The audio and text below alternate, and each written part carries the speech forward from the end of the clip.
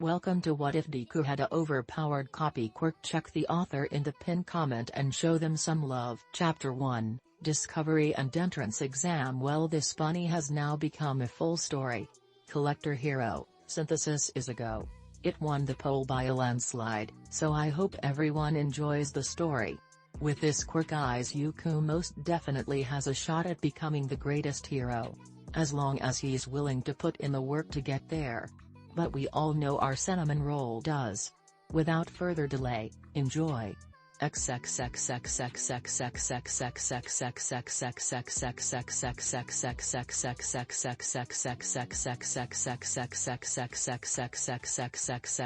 Collector hero, synthesis.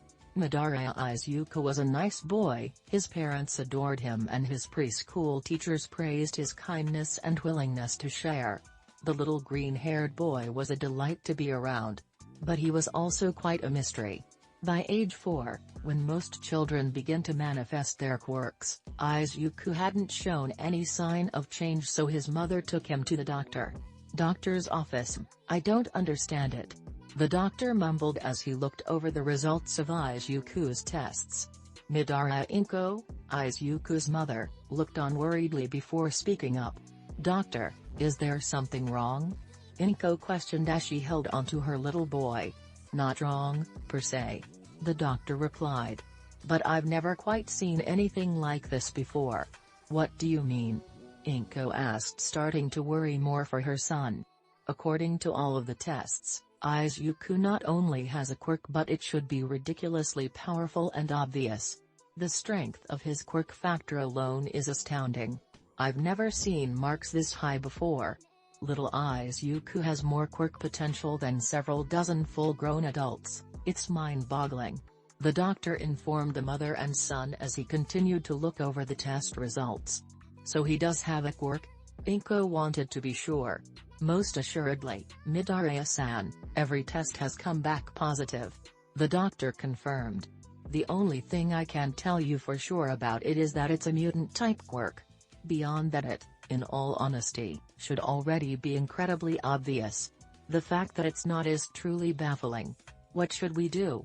Inko inquired, and the doctor could only give her the basics. Keep watch on Izuku, check for any physical changes, or sudden mental developments. Both regeneration and mental enhancing quirks can fall under the mutant type. The doctor advised, and the mother nodded in understanding before bowing and leaving with her son. Izuku would go on to show no significant changes through the next few years. He was intelligent, to say the least, always within the top 10 or even the top 5 of his classes. Unfortunately for the young green-haired boy, none of his peers believed him when he told them he had a quirk. Without anything to show them, the other kids wouldn't believe that Izuku had a quirk at all. It was his friend Kaken that had started the exclusion of Izuku from his peers. The young ash-blonde boy had found out about the term quirkless and applied it to the young boy. Without anything to show them to prove them wrong, Izuku quickly found himself an outsider among his classmates. You ready to head out, Izuku? Inko asked her son as the 11-year-old finished tying his shoes. The two were headed out for some shopping together, and Inko planned to buy Izuku some all-might merchandise that would hopefully put a smile on her son's face. To the worried mother, her son didn't smile enough. She knew that he had no real friends because his quirk was still a complete mystery. She suspected that he was even seen as quirkless by the other kids his age. But until his quirk actually did something that could be catalogued as an ability, there wasn't much either of them could do. She'd held out hope that they had discovered his quirk a couple of years ago. Izuku was always a smart boy, but when he first saw her quirk in action, he'd quickly understood it.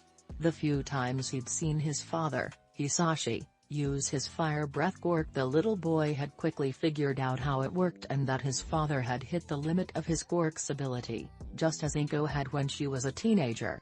Unfortunately, a trip to the doctor's office had rendered the idea of an intelligence-enhancing quirk out. Izuku simply didn't have the marks of that type of quirk on his test results. I'm ready. Izuku smiled slightly at his mother, and the two left their apartment. Hisashi was at work. Even on a Saturday he sometimes had to go into work. The man was hopeful that his importance to the company meant that he'd be getting a rumored promotion that had been going around his office recently. The mother and son made their way towards the market and began to shop for groceries. Everything was normal on this Saturday. The sun was out and it was pleasantly warm. A few white clouds drifted lazily across the sky and people were in a good mood. Walking back home, Inko smiled as Izuku happily looked over the new all-might figure they'd stopped at a shop to buy. It happened so quickly. A sudden scream, a large crash, people running. Inko lost sight of Izuku for a moment. "Get out of my way!" A loud voice yelled, followed by the one sound a mother never wanted to hear. The sound of her child screaming in pain. "Monster!" A different voice roared out, followed by another crash. When the crowd had cleared out a bit, Inko saw a pro hero, Shishido, if she remembered hearing from Izuku correctly, repeatedly punching a man with long sickle-like blades coming from his arms.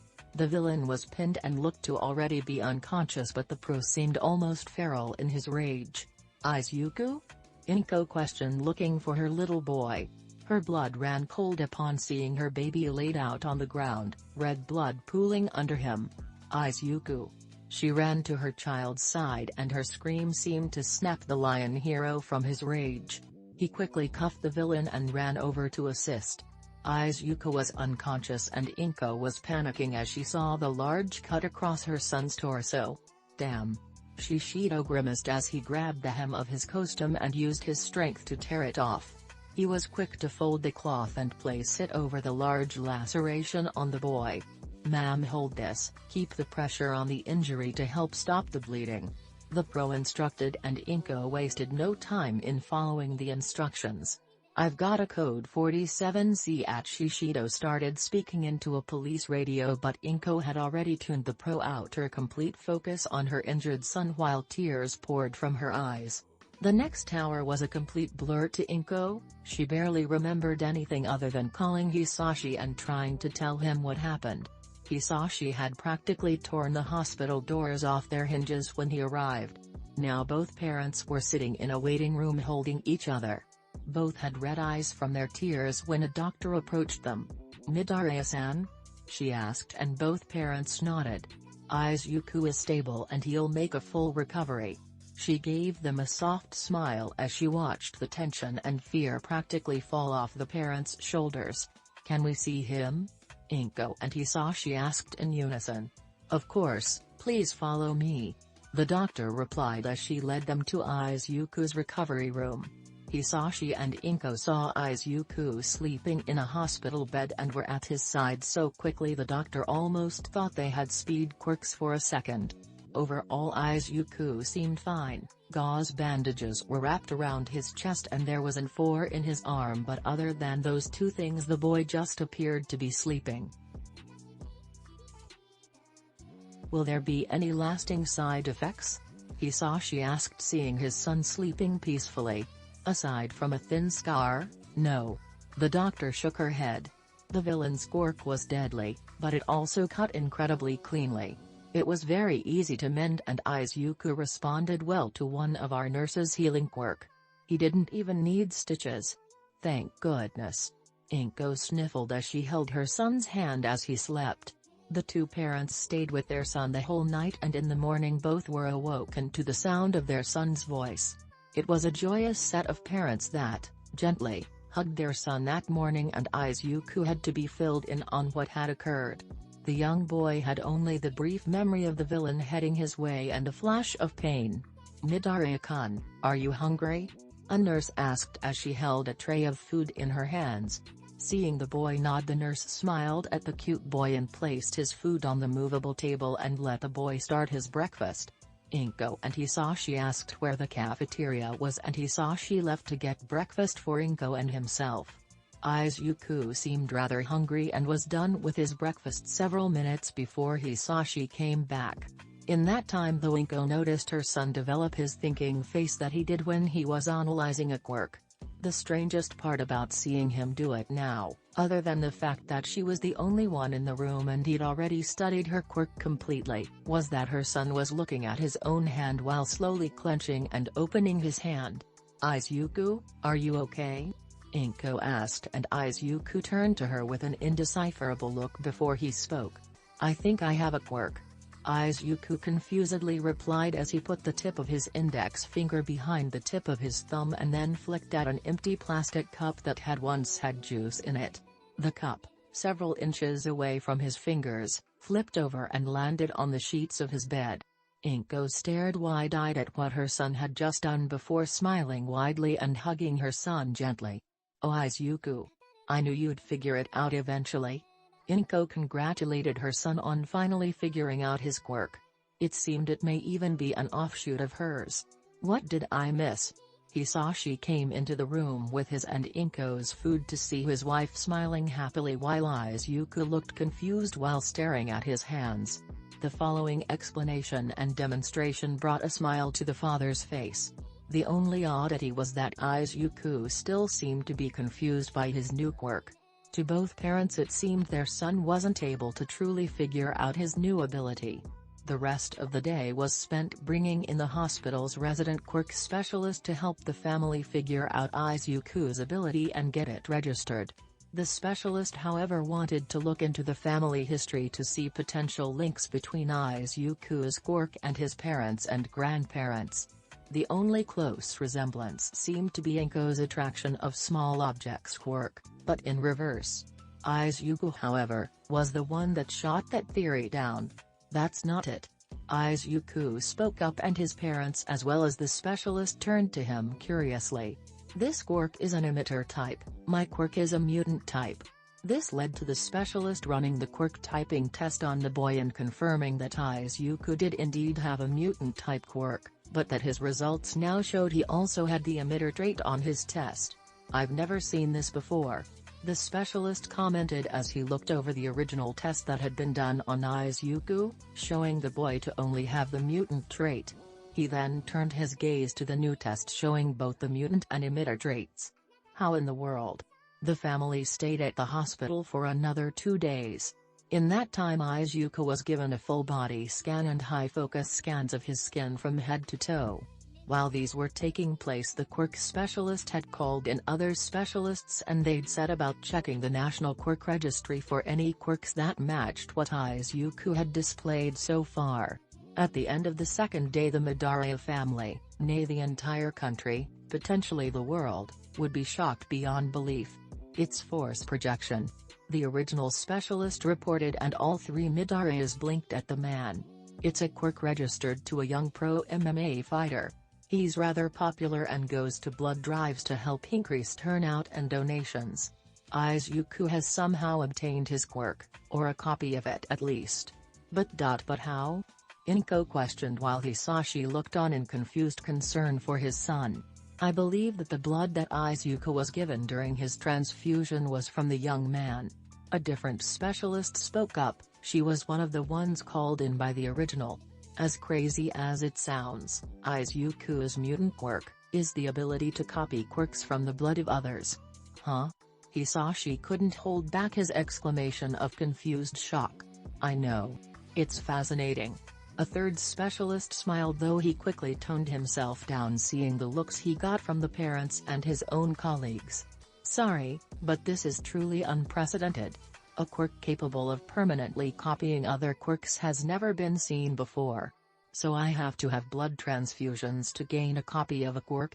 Izuku asked, his head tilted slightly and his eyes looking between the three specialists. Not quite, young man.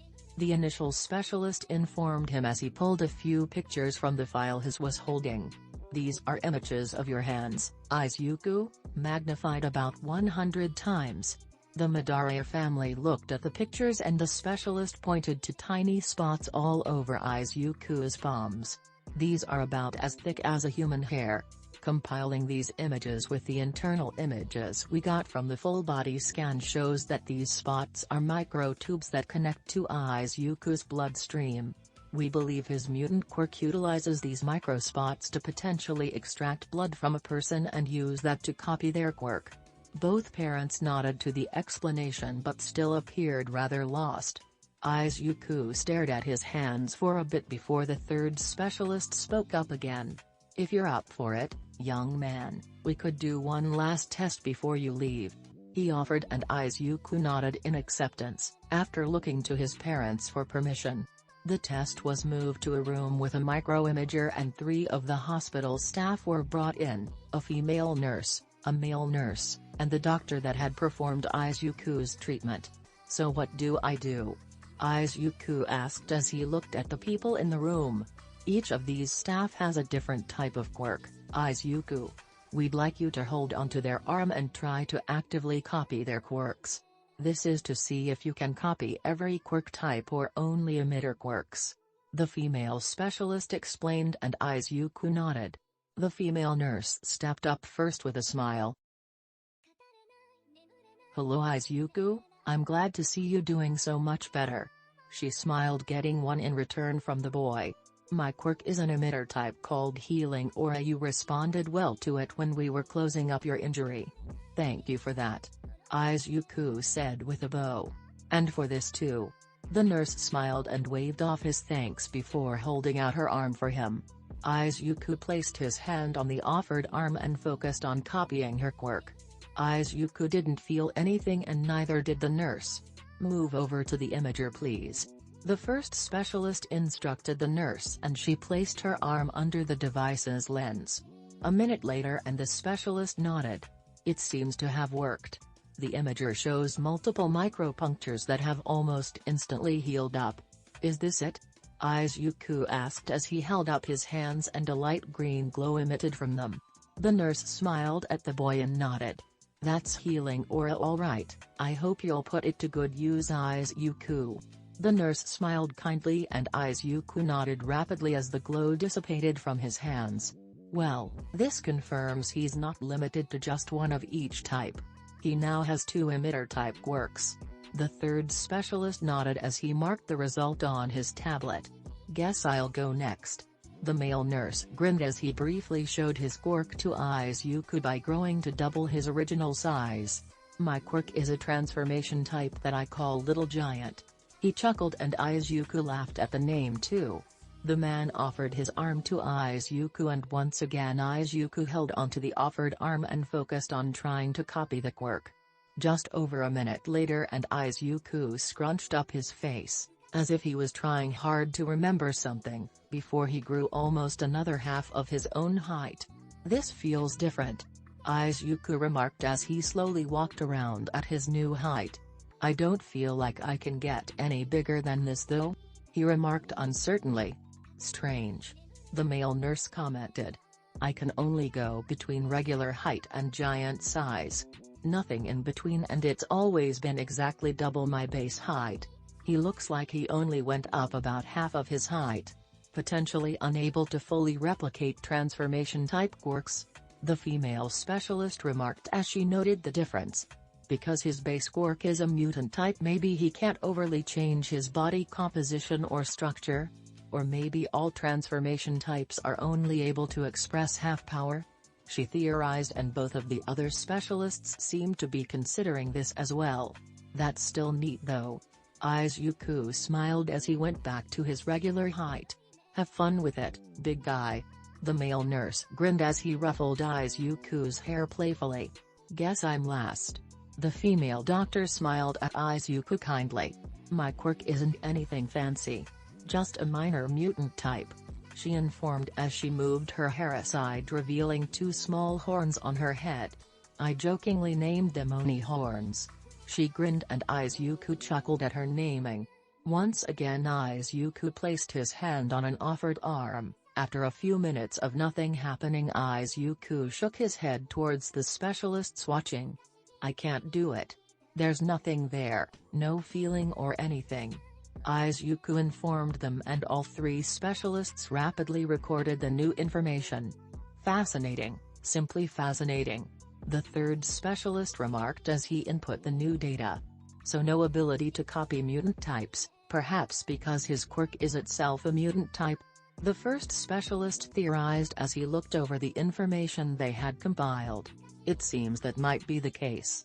The female specialist nodded as she looked over the results so far. Emitter copies at full power, transformation copies at half power, and mutant can't be copied at all. This is still incredible. Permanent copying has never been documented before. Even in this limited capacity, it's revolutionary to quirkology. The Midoriya family left the hospital to return home that afternoon with a healthy son and a new quirk registry. Registry name: Midoriya Izuku. Quirk: collector type, mutant, subsets of both emitter and transformation as well due to Quirk's properties. Registry: Izuku was pretty happy all things considered after his hospital stay. He'd finally figured out his quirk and had something to show to his peers.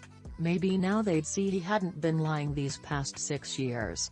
That evening his parents had smiled and happily offered up their own quirks to be copied in hopes of helping Izuku's future hero career. Izuku and Inko had both held each other while tears streamed down their faces after the copying was confirmed successful. Hisashi chuckled fondly at his wife's and son's propensity for tears before pulling both of them into a big family hug. It was unfortunate that so much of a person's worth or self-worth was placed on their quirk in the modern era. Izuku had gone to his elementary school the following Monday and happily showed off what his quirk could do. While many were amazed, it didn't take long before that amazement turned to fear. A fear of losing the individuality that their quirk represented. Of being less unique if Izuku also had their quirk. The green-haired boy quickly found himself ostracized again. He held out some small hope that Kaken wouldn't think his quirk was frightening, but was disappointed in a completely different way by his old friend. "Keep your hands away from me, Deku." Bakugo Katsuki growled at the green-haired boy. "You're not taking my explosion quirk just to make yourself worth something." "But Kaken. I'd never. I wouldn't." Izuku tried to assure his friend that he'd never take a copy of his quirk without Katsuki's permission. But the ash blonde wouldn't hear it and told Izuku to stay away from him. The green-haired boy walked home alone that day with tears in his eyes. Inko had held him close and reassured him that everything would be okay in time. That he'd become an amazing hero and people would look up to him as a great example of helping society. Hisashi also comforted his son and told him that he'd find friends that wouldn't care about his quirk or that would think it was amazing in the future. Izuku would spend the last year of elementary school as a complete outcast regardless. For the first 2 years of junior high this stayed the same as well. Most of the students in Aldred Junior High had come from the same elementary school as Izuku, so his quirk was quickly outed to any student that didn't already know. "Maybe I should just quit?" Izuku thought morosely as he walked up the stairs of the apartment complex. The Midoriya family would be moving out during the summer this year. Hisashi had gotten the promotion at his office and made much more money these days. For the last 2 years he'd saved up and now the family was putting the last bit of paperwork in to move into their new home, a nice 2-story house on the edge of Musutafu.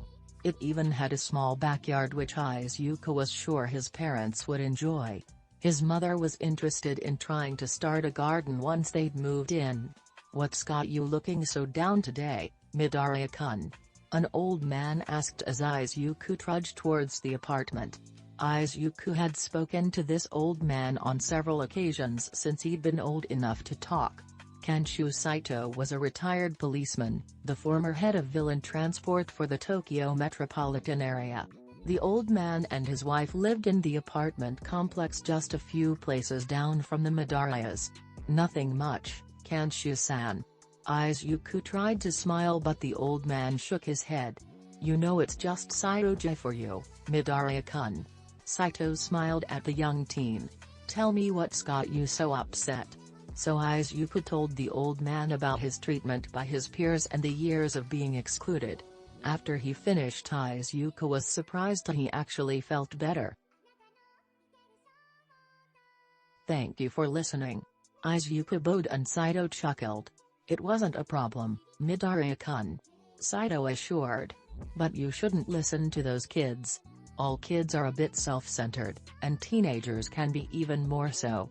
But if you want this old man's opinion, you'll do great things as a hero. I'd bet money on it." The old man chuckled and Izuku smiled genuinely at the old man's honest support. "Thank you very much, Saito-ji. Izuku bowed again. Tell you what, Midoriya-kun, why don't you copy my quirk? It got me to my old positon in the police force. I'm sure a future great hero like you will put it to good use. Saito offered and held out his hand. Are you sure, Saito-J? Izuku asked, shocked. He'd trained with the quirks he'd already copied back when he discovered his quirk. He felt even with just force projection, healing aura, and half-giant as he'd taken to calling his only transformation copy, that he'd still make a pretty great hero. But Saito-J's quirk would put him even further beyond that. Kanshu Saito's quirk was an emitter type and part of the rare erasure subtype of quirks. In the simplest terms, whoever Saito touched lost the ability to use their quirk until he let go. Hence the name quirk nullification, though like most erasure-type quirks it didn't do much to mutant types. But emitter and transformation users were as good as quirkless when under Saito's power. It'll do far more good in the hands of a young, up-and-coming, hero than in this retired old man's. Most of the villains I had to transport gave up when they realized their quirks didn't work anymore. The look on some of their faces is still burned into my mind, to be honest. I guess if you've gone your whole life being able to do something, and then you suddenly can't, it shakes your worldview quite a bit. Saito commented, and Izuku nodded. It did sound plausible. If he suddenly wasn't able to walk for some reason, Izuku was sure that he'd be freaking out too. Thank you again, Saito-J, I won't let you down. Izuku promised as he reached out and shook the old man's hand. A minute later and Izuku placed his hand on Saito's shoulder and Saito placed his hand on Izuku's. The teen felt out the new ability and applied it, and then a few seconds later Saito tried to apply his quirk to Izuku. Well, I'll be, so that's what it feels like.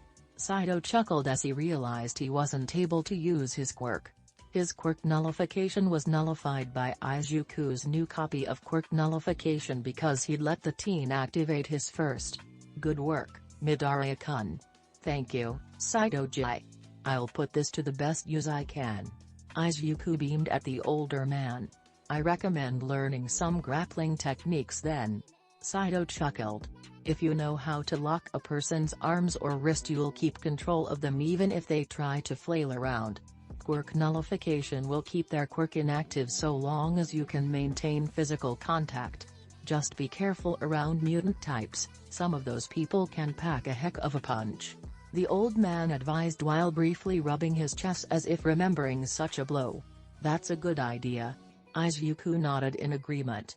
You might look into asking others if they'd let you copy their quirks, Midoriya-kun. Saito said, and Izuku looked up at him confused. His ability to copy quirks was why his peers avoided him in the first place. I'm sure there are plenty of people out there that would love to see their quirks put to use in hero work. Even if they themselves wouldn't be able to make it in the profession, maybe their quirks could do some good in the world. I guess I could consider it. Izuku admitted with a thoughtful look on his face. He had a few months left of his second year of junior high. The internet could potentially put him into contact with people who'd want to help out heroes, or a future hero in Izuku's case.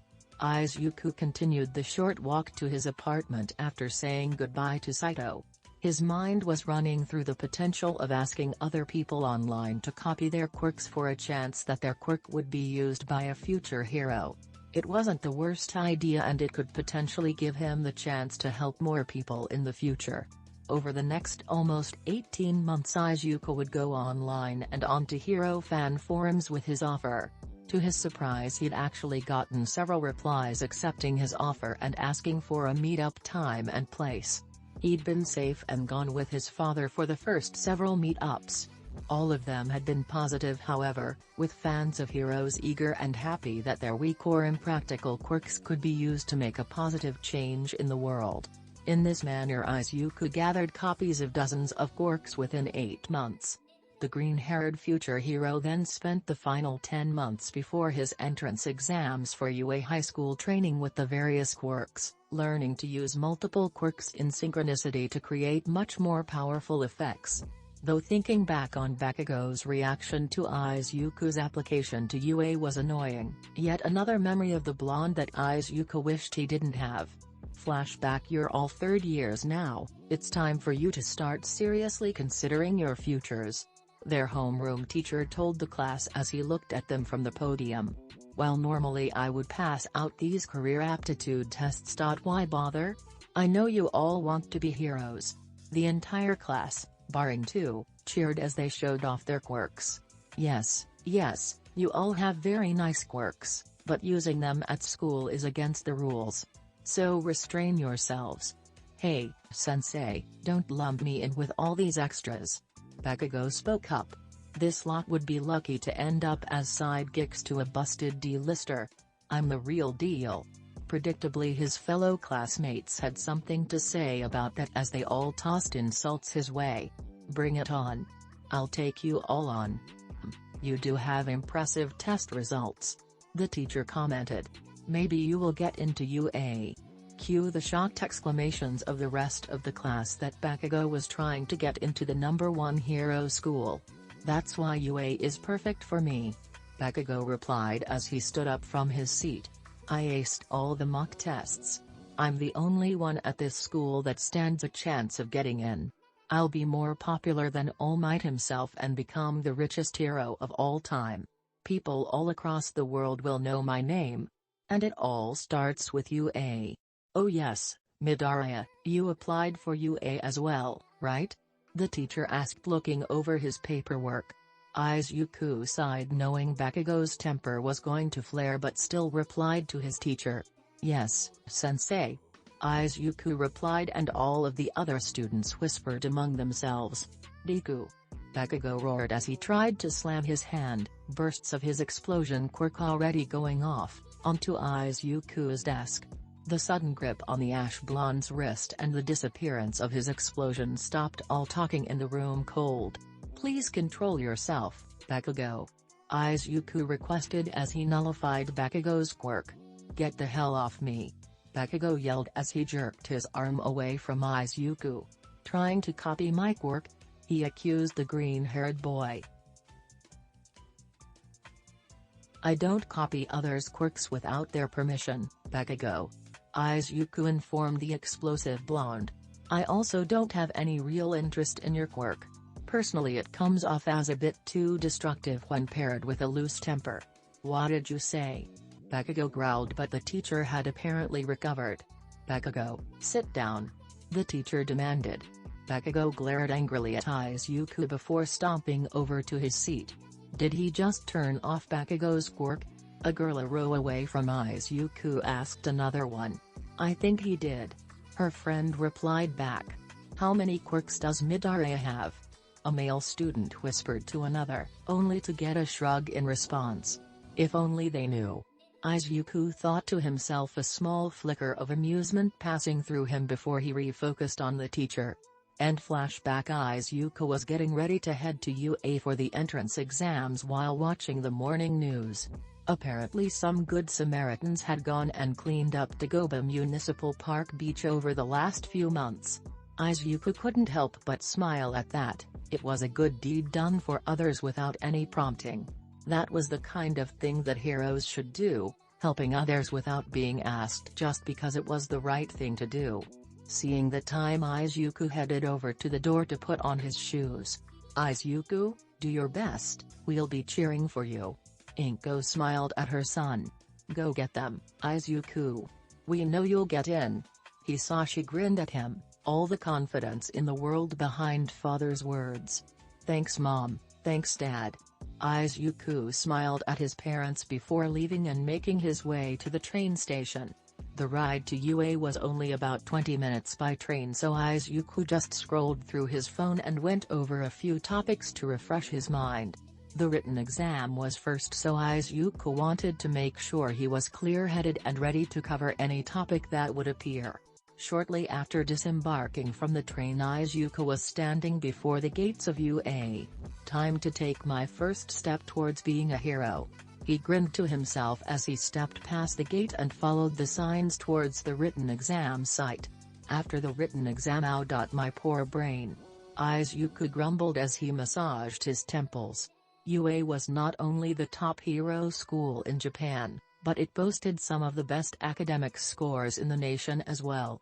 The written test had clearly demonstrated that with the amount of subjects it covered as well as the depth they went into each of them. Still, Izuku felt like he'd done well, at least well enough that he'd pass in the upper percentile. Probably.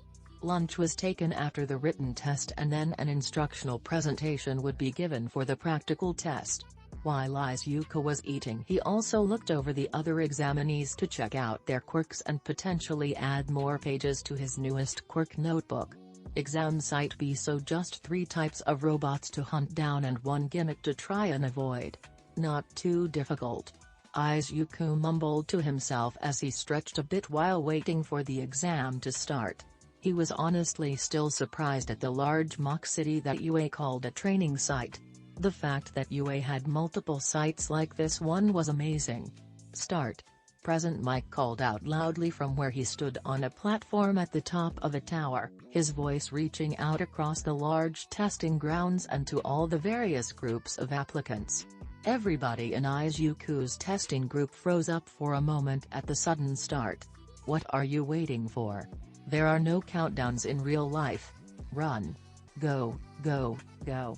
With that, Izuku and the rest of the examinees dashed forward into the large mock cityscape. Izuku ran slightly off course from the main group of students and found his first target quickly, a 1-pointer according to the paper they'd gone over. Target acquired. Eliminate. The machine intoned and Izuku couldn't help but grin as it moved towards him. A bang went off and the 1-pointer now had a hole in its head. The machine collapsed to the ground and Izuku lowered his hand. So air compression, amplification, and force projection is enough to deal with the 1-pointers, good to know. Izuku grinned as he activated another quirk, platform, then used force projection to leap off the ground and land on the floating square of air. Another assisted leap and Izuku now stood on top of a building looking around for more targets. If I want to get the best score I should go all out. Keeping property damage in mind, of course, wouldn't be surprised if that was factored into the overall score. So let's see. Izuku trailed off as he looked over the site. Spotting a large gathering of robots of multiple point varieties off in one section of the cityscape that none of the other examinees had gotten to yet. Izuku grinned as he made great use of force projection from his feet to leap across the rooftops and reach the area first. Target acquired. Rang out over a dozen times as all the bots noticed him and took aim. This one's for you, Dad. Izuku announced as he took a deep breath. Fire breath, temperature fluctuation, heat generation, gas manipulation, and amplification.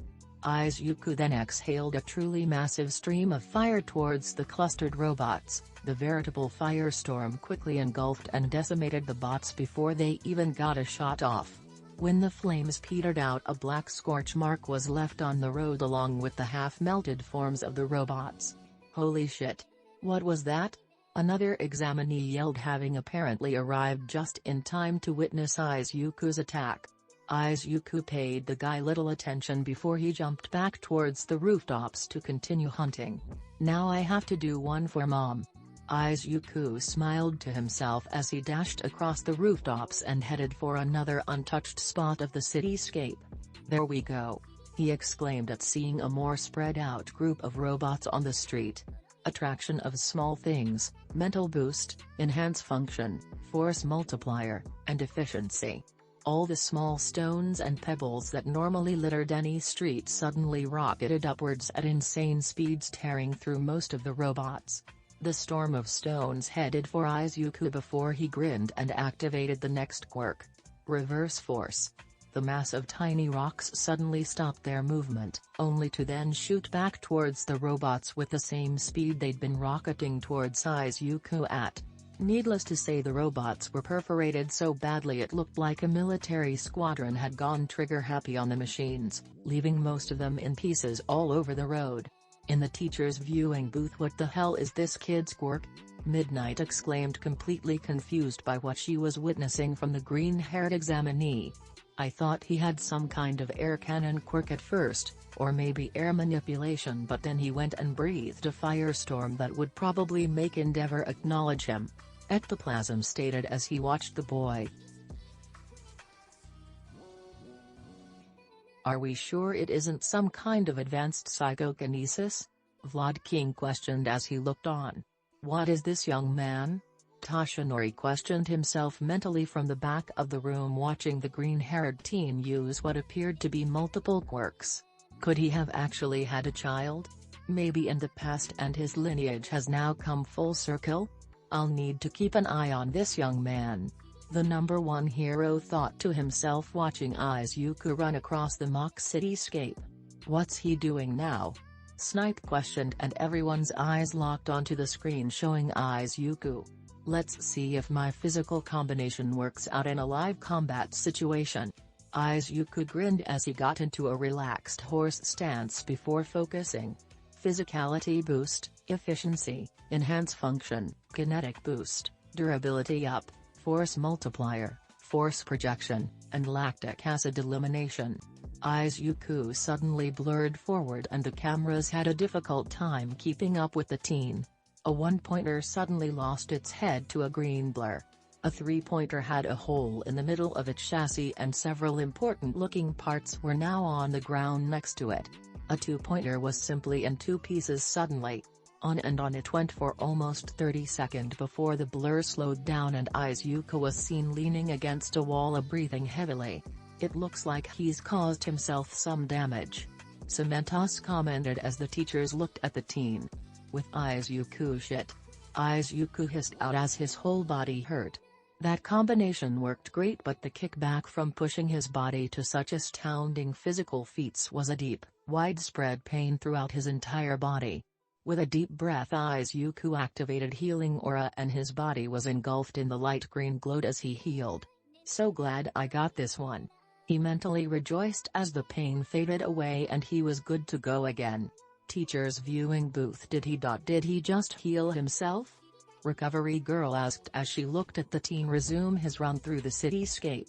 "It would seem so," 13 replied, her distorted voice still managing to come off as shocked. "Nezu, if that young man's ability can be used on others, I want to help train him with it," Recovery Girl informed the principal. If the boy's healing ability could be used on others, she might have finally found a good assistant to help her keep these rambunctious kids from falling apart. "We can most definitely inquire." "Nezu the odd, chimera-like," principal replied with a smile, his eyes never leaving the screen following Izuku. "Power Loader, it's about time, and I'm interested to see the examinee's response to your creations." "Yes, sir." Power Loader grinned as he flipped up a plastic cover over a big red button. "Ready or not, kids, here they come." With that, he pushed the button and loud rumbling was heard at all of the test sites. Test Site B. Izuku watched from the street as the giant zero-pointer moved its way down the main street of the mock cityscape. No wonder that's just a gimmick. It's ridiculously huge. It would take either a very specific quirk or one capable of truly overwhelming force to stop it. Looking down at the rubble strewn around by the behemoth machine, Izuku caught a glimpse of someone half buried under some hunks of concrete. The biggest problem with this was the zero-pointer's massive tank dreads bearing down on them. Izuku was dashing forward without even thinking about it. "Please, a little help. Anybody?" a brunette girl cried out as she tried to struggle her way out of the rubble that trapped her. She hadn't expected the gimmick zero-pointer to be so huge that it made buildings crumble just by being near them. "I've got you," a boy's voice called out, and the rubble pinning her was carefully removed. "Can you stand?" "My ankle, I think it's broken," the brunette replied as she turned to look at her helper. He was a nice-looking guy with green hair and eyes, with freckles on his face. In the very back of her mind, a thought filtered through that she didn't pay any attention to. "He's kinda cute. I'm getting you out of here," Izuku told her as he picked her up in a princess carry and bolted away from the machine. The brunette suddenly noticed her ankle didn't hurt, and a quick glance revealed a light green glow fading away. "Run from here on." I'm going to try and stop it from getting any closer to the other examinees," he yelled as he gently placed the girl on her feet and bolted back towards the zero-pointer. What? Wait. Why?" the brunette tried to ask Izuku. "There aren't any points for beating it. The points don't matter," Izuku yelled back as he ran. "If you can do something that'll help others, even if it doesn't benefit you, then a hero should do it." With that, he was out of range and the girl could only stare at his back as he ran. "He's right," she mumbled to herself. "So cool. With Izuku, I've only got one chance at this." Izuku breathed in deeply before exhaling. Sharpen, force projection, amplification, physicality boost, efficiency, enhance function, heat generation, temperature fluctuation, force multiplier, kinetic boost, and energy burn. Izuku's arm seemed to gain a blade-like edge, the edge glowed yellow-white with an intense amount of heat, and his body seemed to get slightly bulkier. His arm suddenly tensed as it started to literally vibrate from the amount of energy it was containing. The zero-pointer continued its rumbling forward as its massive treads tore up the street and the nearby buildings cracked and crumbled as it passed anywhere close. The large machine locked onto a single person directly in its path as it moved forward. The next thing it, or anybody else, saw was a massive yellow-white arc of force and heat blitz through the area and disperse high into the air. The onboard cameras from the zero-pointer recorded the green-haired teen collapsing to the ground holding his right arm. Then they recorded the ground as the top half of the zero-pointer slid forward off the lower half and collapsed to the ground. Teacher's viewing booth. Did he just cut the zero-pointer in half? Almost every teacher present questioned loudly while Nezu laughed, not entirely sanely, as he watched the zero-pointer cease to function. The area that had been cut still glowed a bright orange from the heat that had cleaved through it. My, this young man is rather impressive, isn't he?" Nezu remarked, seeing all of his staff staring wide-eyed at the screen. With Izuku, too much. Way too much. Izuku grit his teeth at the pain he'd just caused his right arm. The limb was swollen and burned from the power Izuku had managed to generate by combining so many quirks together at once. He'd never had a need to test out such a combination before, and now he was suffering the consequences of doing it without any form of practice. The light green glow of healing aura surrounded the limb for a bit and the burn slowly faded away while the arm slowly returned to its original size as the swelling went away. "Oh crap," Izuku managed to utter as he got lightheaded and fell backwards. "I used up all of my energy." He was preparing to smack his head on the concrete, but his head fell onto something much softer. "Eep!" a familiar voice called out. Izuku forced his eyes to open. Looking up into the face of the brunette girl from earlier, Izuku realized his head must be on her thighs. He would have gone red at the thought if he wasn't so tired. "Sorry," Izuku muttered out softly as he felt his eyes getting heavy. "No problem," the brunette stuttered out. Thanks for saving me earlier." No problem. Izuku managed to get out. "My name's Uraraka Okako, thank you for helping me." Okako smiled, her cheeks very red. Midoriya. Izuku. "You're welcome." Izuku replied as he closed his eyes and drifted off. "Thanks again, Midoriya-kun." Okako smiled softly as she let him rest. Most of the other examinees still hadn't rebooted from the display Izuku had done. "And stop." Present Mike's voice was heard throughout the testing grounds. "The exam is over." Okako barely paid any attention to the loud announcement though, her eyes not leaving Izuku's sleeping face. Cute, Okako thought, only for her mind to catch up with her a second later and make her face go fully red. 1 week later, Midoriya home. "Izuku. It's here, son." Hisashi exclaimed as he charged up the stairs towards his son's room with a letter addressed to the teen. It was from Yue and in Hisashi's mind contained his son's acceptance letter. "Thanks Dad." Izuku thanked his father before taking the letter and heading downstairs. "Let's open it together in the living room." The duo made their way downstairs and Inko was quick to join them. "Here it goes," he said as he opened the letter and out came a metallic disc. Hisashi looked at the disc before it lit up and a hologram appeared in their living room. "Hello, Midoriya Izuku, I'm Nezu, the principal of UA High School." Nezu introduced himself.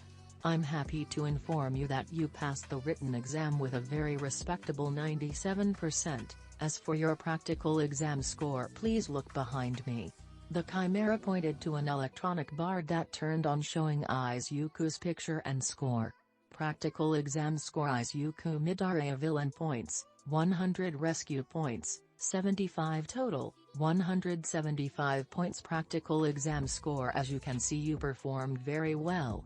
The new record holder for highest score in fact. Nezu congratulated with a smile on his face. "I'm pleased to welcome you to UA High School, Midoriya-san. This will be your hero academia." "That's my boy." Hisashi cheered as he ruffled his son's hair. "My baby boy." Inko happy cried as she hugged her son for all she was worth. "Thanks mom, thanks dad, I'm so relieved." Izuku smiled while exhaling a sigh of relief. Even though he'd reasoned that he'd passed, it was completely different actually getting the confirmation. Also record holder for highest score. Holy crap, yes. This is just the start though. Izuku thought to himself as he hugged his mother back while his father was planning a celebration. "I'll keep going, keep helping people, and eventually be the best hero I can." Thus began the tale of the great hero known as Synthesis. That will be the end of the video. See you never, haha.